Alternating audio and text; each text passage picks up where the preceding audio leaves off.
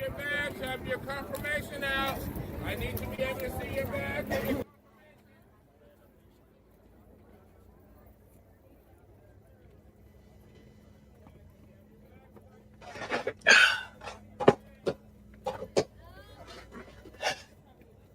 As you're walking across the street, you're carrying the most prestigious badge and key into one of the biggest pop culture events in the United States, North America, and perhaps one of the biggest in the world. You walk through those doors and you tap. When you hear that beep, that lets you know you are about to enter into a world that only opens up once a year for 4.5 days, and that is San Diego Comic-Con. What's going on, everybody? It is your boy Montel. Let me tell you, I'm going to recap San Diego Comic-Con. I'm not going to make it long, but I will tell you, this year felt so different. It felt so amazing because it felt like this year everything was back to where it was supposed to be. And we'll get into that in a little bit. But if you're ready, I'm ready. Brain, mouth, heart, badge, memories. So, let's do this. I've been waiting to do this for a while. So, get ready, y'all.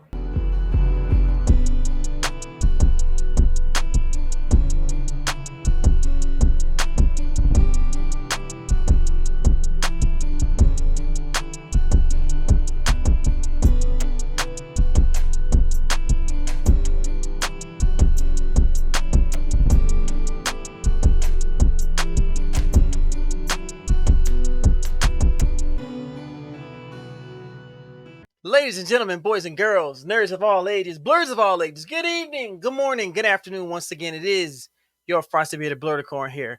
Hopefully you guys are taking care of yourselves to do what I tell you to always do. Hopefully you're washing knees, covering this stand as far away as you need to, looking out for yourselves, your loved ones, and each other.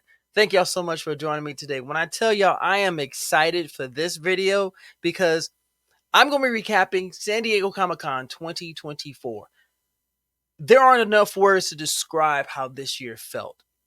This year felt complete. It felt like everything was back where it was supposed to be. It felt like the energy, the electricity, the vibe, everything was back where it was. Because if you remember, last year was the writer and actor strike happening at the same time. So last year was fun, but it felt like a lot of things were missing. A lot of people were missing. So this year felt extremely different. But first, let me introduce myself for you joining me for the first time. Hello. My name is Montel, aka Navy Montel. I am a YouTuber, Twitch streamer, podcaster. I'm on Instagram, and now I'm a fledgling voice actor. I like to bring positivity everywhere I go. I like to bring blurs from the dark into the light. I am an advocate for the blur community and nerds in general, those who act like they got some sense. And I like to flame spray those who think they are way more elites than they really are. So, if you join me for the first time, thank you so much for checking out my channel. If you haven't already and you've seen a few of my videos, please subscribe to the channel. That lets me know that you guys really enjoy what I do. Hit that notification bell so when I do put up another video, such as this one, you guys will be able to be privy to it. And, of course, like my videos. Please, please, please. Some things just don't change. And, of course, I have gotten a little bit better as far as my equipment, better microphone, better surroundings, nicer vibe. I just uploaded the latest video, which was an opportunity to interview Roya Coupe, Cary Grant, and Vincent Edwards, who are all part of the project to bring Ianu, the graphic novel, to the screen, which has now been adapted into an animated series on Cartoon Network.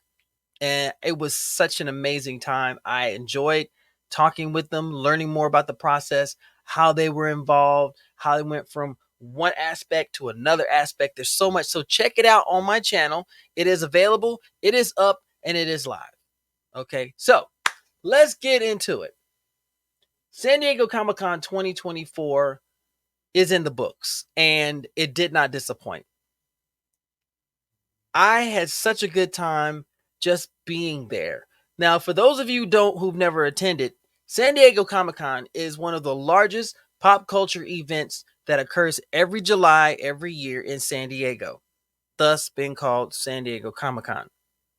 You'd be surprised how many people ask the question, well, where is it held? I I can't tell you. I have no clue. But it was such an amazing thing to be there. Registration was on Wednesday night, and Wednesday night is always preview night. Preview night for 2 hours in the evening from 6 to 8 p.m. The exhibit hall, which is one of the biggest I've ever been in, is open for people who have access, who have the opportunity and the ability and license to go in on that day. Now, a lot of people get intimidated by the fact that San Diego brings anywhere from 100 to 120,000 people. But I assure you, navigating that sea of humanity, as I actually coined it about 14 years ago, is not hard. But it is such a beautiful thing. There's such a large amount of excitement and thrill for being there because everybody wants to be there. I've looked at articles on Reddit. I've seen posts on TikTok. I've seen them all across social media of people who would love to be a part of it, who would love to be there. I'm blessed to be one of those people because I go for my job. I work as a comic retailer. So that gives me an opportunity to get in there and to be a part of it. So this year was a bit different. First of all, this year, every year there are different studios and companies who sponsor the badges themselves. It's been AMC past couple years. I know one year there was it was Marvel. I believe another year was, it was pretty much AMC, The Walking Dead for a couple of years running until the pandemic. This year was Paramount. Y'all, if you've seen the previous badges, let me tell you, this is one of the few gripes that I have about this. Why not make it something exciting? Exciting! All I got is Paramount, a mountain of entertainment. Really? Whoever did that for you, need to fire them. There's nothing exciting about this because this becomes your way in. This is your key into that door. And if you look at it on the side, it lets you know what days you have access. As you can tell, I have a preview night all the way uh to Sunday. And over here, it lets you know your status, if you're an attendee, if you're an exhibitor. And as a retailer this year, they decided to clump us all together and made me a professional. Let me tell you, seeing professional on my badge was a thrill because usually you see that one for industry execs, celebrities, people in media, things like that. Well, people in media that aren't press and things like that. So this made me feel really important this year. Um, so much going on. The exhibit hall was open on Wednesday, but it didn't even feel like it was a Wednesday. It felt like it was already day one. But technically it was day zero. There were people on the streets. They got their badges, they got in their books, they got their bags, and they got their pens, and they were just excited to be a part of it. San Diego was ready. There is no doubt about it. The activations on the outside were off the chain. Marvel Universe had their thing. I believe there's a new show called Those Are About to Die. They had an activation. They had Adult Swim had their activation. I didn't get to go to any of those because one of the other things that San Diego's legendary for are the lines. The lines are massive. If you aren't planning in advance to go to an event and you know it's a popular one, don't be mad when you can't get in. Don't be mad when you have to stand in a long line. And out of all the days, Friday was the hottest. All the other days were cool, nice breeze. It was warm enough to be summer, but not hot enough to be ridiculous. Friday was ridiculous. But I move on. I had the opportunity to attend some panels, and I attended most of the Afrocentric panels, diversity in TV. I got to go to the Malcolm and Friends panel. I got to go to the Blur panel, the Black panel, all of those. And I made it a point to go to specific panels because I wanted to see. We want so much for these spaces to be open for us as Blurs. I want to see if it was received. Now we did have, I'm sure we had more diversity panels, which is always a great thing. And I saw that every panel I went to was enjoyable. It was fun. It was amazing. The people who were up there on the panel, the panelers, the panelists, it's the panelists. They were all very informative questions. It was just so much fun. And I'm sure the other panels were just as amazing. They're just an indicator Programming for San Diego is never boring, it's never dull, and you have so much going on. If you're not a panelist, if you want to go to a panel, you can go to the gaming, which is in the building itself. You've got cosplay photo shoots everywhere. You had Hall H, which again turned into the biggest ticket in the con. And it did not disappoint because of the announcement we got about Marvel, about Avengers Doomsday and Avengers Secret Wars. I'm excited. I'm excited. And of course, the announcement about Robert Downey Jr. being in the movie. And a lot of people were in an uproar. Listen, there are some comic stories that are going to come to the screen. You just may as well go ahead and embrace it. Just embrace it. It's going to happen. And it was no less exciting. WWE was there. AEW was there. I think there was some TNA wrestlers there. And if you know, if as a wrestling fan, I was excited. I got to sit in on the WWE panel. I missed out on the AEW panel. AEW actually had a mini wrestling show there, and I missed that. But I got to go to the events that I wanted to go to, but I concentrated mostly on the exhibit hall. The exhibit hall was ridiculous, y'all. Absolutely ridiculous. The booths were on point. Funko had their ridiculousness. Marvel and DC had their amazingness. You had all the other panels. You had Boom Studios, IDW, Image was doing their thing. And I got to see old friends. That's another thing I love about this convention, being able to reunite with people that I know, that I genuinely appreciate and cherish and love. And it always brings me a sense of community when I see them. And I got the chance to meet people that I have always admired from afar, but I never had the opportunity to say hello. I love what you do. You're amazing. And it was everything. One of the biggest highlights for me, and I mentioned this in the beginning of the video, was I had the chance to interview Royal Coupe, who is the writer and creator of Ianu, the graphic novel, which is one of my favorites, one of my absolute favorites. Um, Along with that interview, I got to talk to Roy. I got to talk to Cary Grant, who is an Emmy Award-winning writer. She was on Ada Twists. She wrote Ada Twists and also Doc McStuffins. Phenomenal lady, phenomenal. I got to also talk to Vincent Edwards, who has been in the animation industry for years, 25 plus years. He is a supervising director at Lion Forge Animation, and he was, as we said in the interview, he is the chief cat herder. And I thought that was so funny. But the interview, if you get a chance, go check it out, was fun. It was informative. You got to listen to them talk about the process. And that's another thing about San Diego. Creators were welcomed with open arms. It felt like this year felt complete because last year was the strike for writers and actors. This year there was no strike, but it still felt, but this year felt so much more complete. It felt like everything was back in place where it needed to be. And as attendees, as professionals, exhibitors, everybody played their part. Shout out to all of the volunteers during that weekend. Let me tell you, the volunteers were on it all the way around with the crazy ass people running to get into line for the exclusives. San Diego is known for their exclusives there. They always say you can only get in San Diego, which is a lie. It's an absolute lie, because if they don't sell it in San Diego, or if they sell out of it, they're going to make it available later down the line.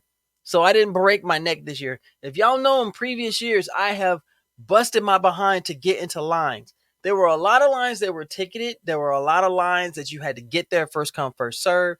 There were some that you could only get in if you won a specific lottery. Unfortunately, that is the nature of the beast that is San Diego. There are so many popular events or personalities or celebrities that their appearances are ticketed. Last year, I tried to get in line for Junji Ito. Forget it. That was a disaster in itself. Unfortunately, I did not get to meet Ito-san, which I wish I could have. This year, I wanted to get a ticket to go and meet James Tynion. James Tynion, as you know, is a phenomenal writer. He wrote books like Something is Killing the Children, Nice House on the Lake, and just so many others. So this year, I did get the chance to meet him. I stood in line at the Boom Studios booth, and I picked up a copy of the blank copy of Something is Killing the Children, number 37. Is a San Diego exclusive, and he signed it. That was dope. He's really, really nice guy. That was fun. Anytime you get a chance to meet somebody from the industry and you actually get to talk to them, I always encourage it because people tend to think that writers, artists, and people in the industry are on this top tier level that they're inaccessible. Mm-mm. Not on the contrary, they're just big old kids just like us. They just happen to have people who heard them everywhere. They've got their handlers. No, you got this at 3 o'clock. I got to see my old friends. I got to see Vanta Creates. She was actually part of the panel for Ianu. She did the cosplay for the lead character, and she was keeping it hush hush. So I'm not going. I ain't even mad at her. Finally, meet and talk to Zeno Robinson. I saw my girl, Fantastic Frankie. She was there. I got to meet Tiffy Starchild.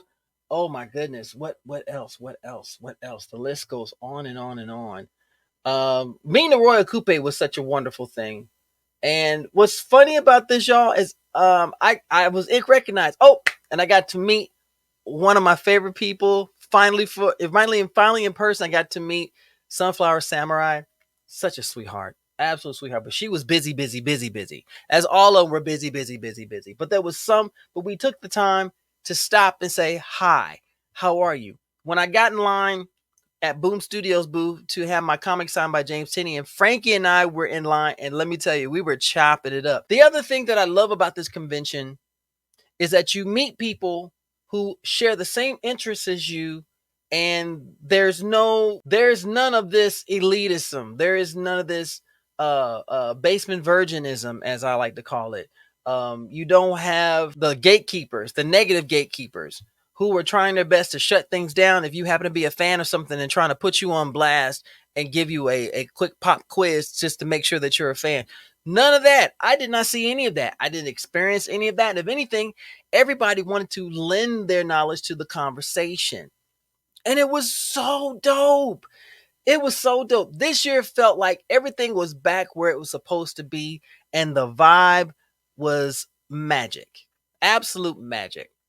Now, for those who have come in for the first time, there are a lot of people saying that it is overwhelming. Yes, if you have an aversion to large crowds and a lot of people, I would think I would have second thoughts about coming to San Diego. But if you do, there aren't all the activities aren't just inside the convention center.